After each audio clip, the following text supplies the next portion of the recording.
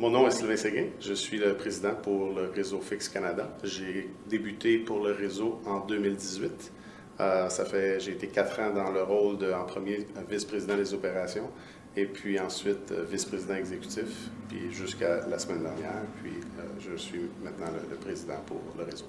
Top priorities for Canada, as we all know, the talent, recruiting, making sure that we use our facility to expedite the training for technician that we currently have and the ones that we don't, actually attracting new talent, but definitely training for the new technologies that are coming our way. It's essential that we expedite the certification of our shops. And les priorités pour le réseau en 2023 seront naturellement d'assurer d'accélérer la formation, l'accréditation, la certification de nos ateliers avec les nouvelles technologies qui nous affligent de toutes parts. C'est important qu'on supporte nos ateliers dans leurs besoins de formation.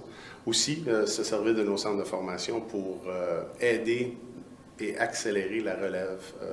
Comment est-ce qu'on peut travailler avec les jeunes pour les aider à aller plus vite, qu'ils soient prêts à donner un coup de main aux ateliers existants déjà. Well, today, in a very competitive market, there's a lot of consolidation going on.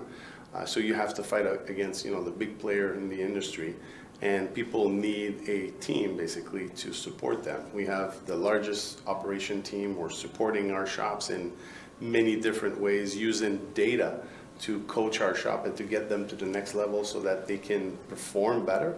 So that's the main training support. That would be the main reason why I believe somebody needs a network like ours. The biggest challenge in our industry is, of course, the lack of, certified, qualified technicians. So definitely an obstacle that we need to find solution as a group. I think that our family, the family of our networks, brings that path to hopefully attract more qualified technicians. So definitely that's the key element, attract people into our industry. We, over the last couple of years, we've been spending a lot of time lobbying to all the different ministries in all provinces to make sure that they help us expedite immigration. We all know that the path of solving a lot of the issues that we're having right now will need to come through immigration. Unfortunately, the pandemic has stalled the process because we were for like 2 years that immigration was probably at its lowest. But now we need to again continue pushing forward to make sure that it's a little easier to attract foreign employees. The promising trends, I think that first of all, the most progressive operators will have an opportunity to continue growing. I think that having folks that are looking to get out of the market is one thing, but it's an opportunity for others. The technology, I think that more and more shops are becoming more sophisticated. You need to have people that are more educated in order to be able to fix cars. I think that's going to bring a different light to our industry.